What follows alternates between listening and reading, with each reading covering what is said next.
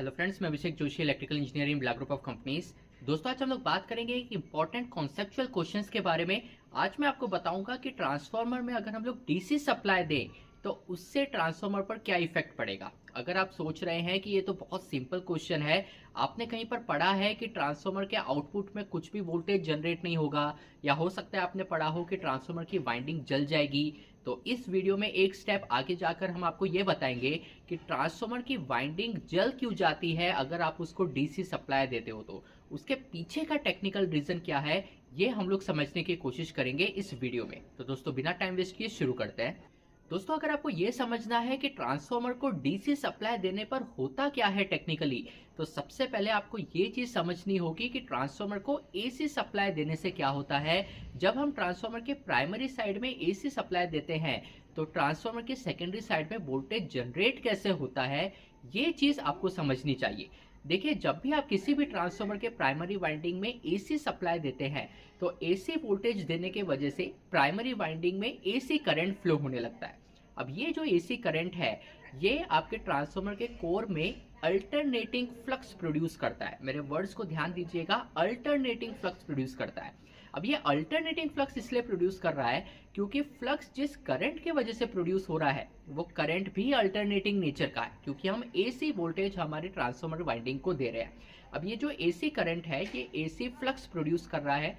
AC flux produce कर रहा है, इसका मतलब ही ये है कि ट्रांसफार्मर कोर में जो फ्लक्स प्रोड्यूस हो रहा है ये बार बार अपना डायरेक्शन चेंज कर रहा है। और जब भी rate of change of flux होता है तो फेरेडेज लॉ के वजह से आपके सेकेंडरी साइड में ईएमएफ इंड्यूस होता है, क्योंकि सेकेंडरी साइड में जो वाइंडिंग है इस पे जब आपका फ्लक्स बार बार कट करेगा तो rate of change of flux के वजह से सेकेंडरी साइड में वोल्टेज इंड्यूस होगा।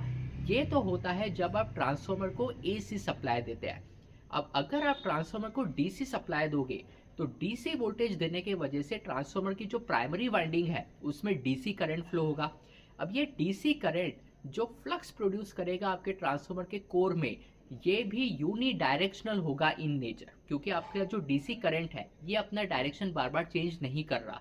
तो ये जो फ्लक्स प्रोड्यूस करेगा वो फ्लक्स भी अपना डायरेक्शन चेंज नहीं करेगा। तो जब rate of change of flux ही नहीं होगा तो आपके ट्रांसफार्मर के सेकेंडरी साइड में कोई वोल्टेज भी इंड्यूस नहीं होगा, क्योंकि फैराडे का जो लॉ है वो फुलफिल ही नहीं होगा। तो अब जो पहला पॉइंट है कि अगर हम ट्रांसफार्मर को डीसी वोल्टेज दें तो क्या होगा, तो पहला पॉइंट तो ये निकल के आता है कि ट्रांसफार्मर के सेकेंडरी साइड में कोई वोल्टेज इंड्यूस ही नहीं होगा। इसका मतलब यह है कि आपका ट्रांसफार्मर एक तरीके से काम करेगा ही नहीं, वो आउटपुट देगा ही नहीं। पर यहाँ सवाल यह आता है कि ट्रांसफार्मर की जो प्राइमरी वाइंडिंग है उसका क्या होगा। तो एक लाइन में उसका आंसर मैं आपको ये बताता हूं कि अगर आप ट्रांसफार्मर को डीसी वोल्टेज देते हैं, डीसी सप्लाई देके ट्रांसफार्मर को चार्ज करते हैं, तो ट्रांसफार्मर की प्राइमरी वाइंडिंग जल जाएगी। उसका जो वाइंडिंग इंसुलेशन है ये पूरी तरीके से फेल हो जाएगा। यहाँ आपसे क्रॉस क्वेश्चन ये किया जाएगा कि ऐसा हो क्या रहा है कि अगर आप ट्रांसफार्मर को डीसी वोल्टेज देते हैं तो उसके प्राइमरी वाइंडिंग पूरी तरीके से फेल हो जाती है, उसका वाइंडिंग इंसुलेशन फेल हो जाता है, वो वाइंडिंग जल जाती है। इसके पीछे का टेक्निकल रीजन क्या है। तो दोस्तों, आपको ये चीज पता होनी चाहिए कि अगर आप ट्रांसफार्मर को डीसी वोल्टेज देंगे, डीसी सप्लाई अगर आप ट्रांसफार्मर को देंगे तो उसके वजह से आपके ट्रांसफार्मर का जो ओवरऑल इम्पीडेंस है, इम्पीडेंस की वैल्यू काफी ज्यादा कम हो जाती है, जिसके वजह से करंट का मैग्नीट्यूड इतना ज्यादा बढ़ता है कि आपके ट्रांसफार्मर की जो वाइंडिंग है ये जल जाती है।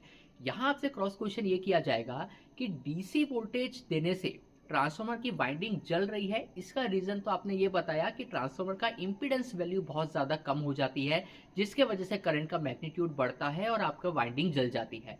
पर ट्रांसफार्मर का जो इंपीडेंस है, डीसी सप्लाई देने के वजह से ये इंपीडेंस सडनली इतना कम क्यों हो रहा है, जिसके वजह से आपके ट्रांसफार्मर की वाइंडिंग जल रही है। तो यहाँ आपको ट्रांसफार्मर का जो सिंपलेस्ट इक्विवेलेंट सर्किट होता है ये पता होना चाहिए। देखिए, ट्रांसफार्मर का ये सिंपलेस्ट इक्विवेलेंट सर्किट देखिए, इसमें बेसिकली आपके ट्रांसफार्मर वाइंडिंग का जो खुद का एक इंटरनल रेजिस्टेंस होता है, जो खुद के उसके वाइंडिंग लॉसेस होते हैं, उसको R1 से दिखाया गया है। ट्रांसफार्मर के कोर में जो लॉस होते हैं उसको RC से दिखाया गया है, और आपके ट्रांसफार्मर में जो इंडक्टेंस होता है उसको XL से दिखाया गया है। अब आपके ट्रांसफार्मर के कोर में जो लॉसेस होते हैं वो होते हैं हिस्टैरिसीस लॉसेस और एडी करंट लॉसेस। अब ये जो हिस्टैरिसीस लॉस और एडी करंट लॉस है ये फ्रीक्वेंसी पर डिपेंडेंट होते हैं। अब क्योंकि आपने आपके ट्रांसफार्मर को डीसी सप्लाई दी है तो डीसी में तो कोई फ्रीक्वेंसी होती नहीं, यानी कि फ्रीक्वेंसी आपकी जीरो हो गई। तो उस केस में आपके कोर में जो लॉसेस हो रहे थे, जो आपके कोर का जो खुद का एक इंटरनल रेजिस्टेंस था, वो पूरी तरीके से जीरो हो गया। तो यहाँ आपका रेजिस्टेंस थोड़ा कम हो चुका है। अब आपके जो इक्विवेलेंट सर्किट में इंडक्टेंस है, एक्सएल है, एक्सएल का फॉर्मूला होता है 2 पाई एफ एल, मतलब ये भी फ्रीक्वेंसी पे डिपेंडेंट है। अब क्योंकि आपने डीसी सप्लाई दी है, फ्रीक्वेंसी जीरो हो गई है, तो 2 पाई एफ एल में एफ के जगह जब आप जीरो पुटअप करेंगे तो पूरा एक्सएल का आंसर ही जीरो हो जाएगा, क्योंकि जीरो से जब आप मल्टीप्लाई करेंगे तो जीरो ही आएगा। तो इट मीन्स आपका इंडक्टेंस भी पूरी तरीके से जीरो हो चुका है। कोर के जो लॉसेस हो रहे थे, जो रेजिस्टेंस आ रहा था, वो भी पूरी तरीके से जीरो हो चुका है, क्योंकि वो भी फ्रीक्वेंसी पे डिपेंडेंट है। सिर्फ आपके ट्रांसफार्मर की जो वाइंडिंग है, उस वाइंडिंग का जो खुद का इंटरनल रेजिस्टेंस है वो बच गया है, यानी कि R1 बच गया है। इसलिए हमने कहा था कि जब आप डीसी सप्लाई देते हो ट्रांसफार्मर को तो उसका जो इम्पीडेंस है, इम्पीडेंस की वैल्यू बहुत ज़्यादा कम हो जाती है, जिसके वजह से करंट का मैग्नीट्यूड बहुत बढ़ता है और आपका वाइंडिंग पूरी तरीके से जल जाती है। तो उसके पीछे का टेक्निकल रीज़न ये है कि इंडक्टेंस पूरी तरीके से जीरो हो गया, मतलब हट गया सर्किट से। कोर में आपके जो लॉसेस हो रहे थे वो भी जीरो हो गए, क्योंकि वो भी फ्रीक्वेंसी पे डिपेंडेंट है। इसी को हम लोग बोल रहे हैं इंपीडेंस वैल्यू का एकदम कम हो जाना। और यही रीजन है कि डीसी सप्लाई देने की वजह से ट्रांसफार्मर की प्राइमरी वाइंडिंग जल जाती है।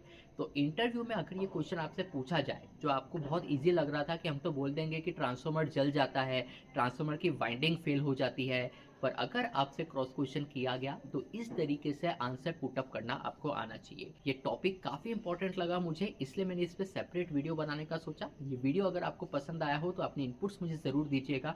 मैं आपसे मिलता हूँ अगले हफ्ते ऐसे एक इंटरेस्टिंग टॉपिक के साथ। तब तक अपना ध्यान रखिए। Good bye.